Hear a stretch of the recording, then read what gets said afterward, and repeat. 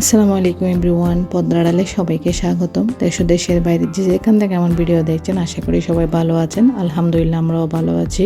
আসলে চট্টগ্রামে বৃষ্টি পড়ে বন্ধ হয়ে গেছে, বাট গরমটা শুরু হয়ে গেছে আবার আগের মতো। প্রচুর গরম পড়তেছে, ইলেকট্রিসিটির সমস্যা শুরু হয়ে গেছে। বৃষ্টি পড়লেও শান্তি নেই, বৃষ্টি না পড়লেও শান্তি নেই, কেমন জানি ওয়েদার একরকম হয়ে গেছে। সেই সাথে সকালের কাজগুলো আপনাদের সাথে শেয়ার করতেছি। রান্নার আগে থেকে যখন রান্না করতে আসি দেখি সব জারগুলো একদম শেষ, খালি হয়ে গেছে। তো আমি কি করতেছি, এখন রিফিল করে নিচ্ছি একটা একটা করে। সবগুলা রিফিল করে নিলে না রান্নার সময় সব হাতের কাছে পাওয়া যায়, তখন একটু ঝামেলা লাগে না।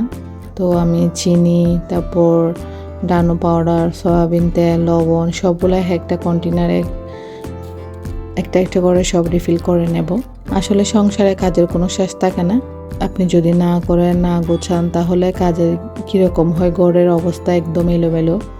তো যেন একটার পর একটা যদি গুছিয়ে করা হয় না, তাহলে ঘর সুন্দর পরিপাটি, কাজগুলো গোছানো হয়ে থাকে, সব কিছু হাতের কাছে গোছানো পাওয়া যায়।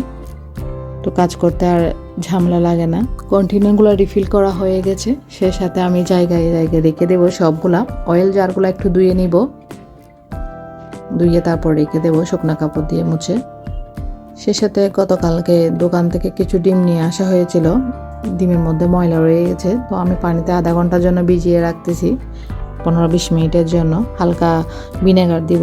এগুলো পানিতে ভিজিয়ে রেখে না কিছুক্ষণ বাবুকে নেব, এরপরে এসে আবার ডিমগুলো ওয়াশ করে নেব একটা একটা করে। চলে কাজের ফাঁকে ফাঁকে বাবুকেও দেখতে হয়, কারণ ওরা যখন সবাই স্কুলে চলে যায় ও একা হয়ে যায়। আর অসুস্থ হওয়ার পর থেকে না ভীষণ কান্না শুরু করে দিয়েছে, মানে বসলেও কান্না করে, রাখলেও কান্না করে, সারাক্ষণ কুলে নিয়ে থাকতে হয়, একদম মহা মুশকিল। এখন এসে আমি ডিমগুলো একটা একটা করে ভালো করে ক্লিন করে নিচ্ছি,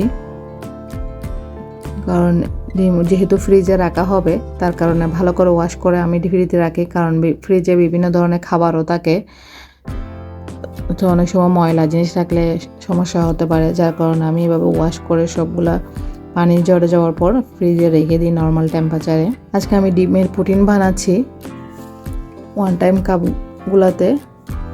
তো আমি অফ ক্যামেরায় ক্যারামেলটা রেডি করে নিয়েছিলাম। ক্যারামেলটা আমি একটু পাতলা করে রেডি করেছি, যদি বেশি ঘন হয় তাহলে কি হবে, ফ্রাই প্যানে বসে যাবে।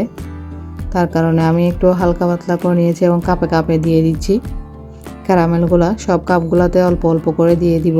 তার ফাঁকে আমি চিকেনটাও রান্না করে নিচ্ছি, একসাথে নাস্তাও বানাবো, দুপুরে রান্নাটাও রেডি করতেছি। ডিমের পুডিংগুলো আমি কাপে ঢেলে নিয়েছি এভাবে। এখন ঢাকনা লাগিয়ে আমি চুলাতে বসিয়ে দিচ্ছি। কেকের ডাইসের মধ্যে আমি আগে থেকে হালকা কুসুম গরম পানি দিয়েছিলাম, এরপরে এগুলো বসিয়ে দিয়েছি। আধা ঘন্টা পরে আপনাদেরকে দেখাচ্ছি কীরকম হয়েছে। মাশাল্লাহ, সরি, ডিমের পুডিং রেডি হয়ে গেছে। খেতেও অনেক মজা, দেখতেও অনেক সুন্দর, ঝটপটভাবে রেডি হয়, বেশিক্ষণ সময়ও লাগে না চুলায় বানালে। আমি এখন একটা একটা বের করে নেব। ডিমের পুডিং খেতে অনেক পছন্দ করে, আর এভাবে বানালে না আপনি মেহমান আসলে একটা একটা প্লেটও দিতে পারেন, বা চাইলে স্কুলের টিফিনেও দেওয়া যায় বাচ্চাদের। একদম ইজি, 2-3 মিনিটের মধ্যে হয়ে যায়, খেতেও অনেক মজা লাগে। পুডিং তো সবাই পছন্দ করে।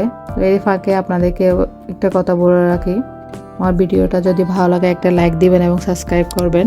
আর যারা সাবস্ক্রাইব করেছেন তাদেরকে অসংখ্য ধন্যবাদ। দেখুন পুডিংগুলো কত সুন্দর হয়েছে, মাশাআল্লাহ, দেখতেও অনেক সুন্দর, খেতেও অনেক মজা। আজকের ভিডিওটা এইটুকুই। ভালো থাকবেন, সুস্থ থাকবেন, আল্লাহ হাফেজ।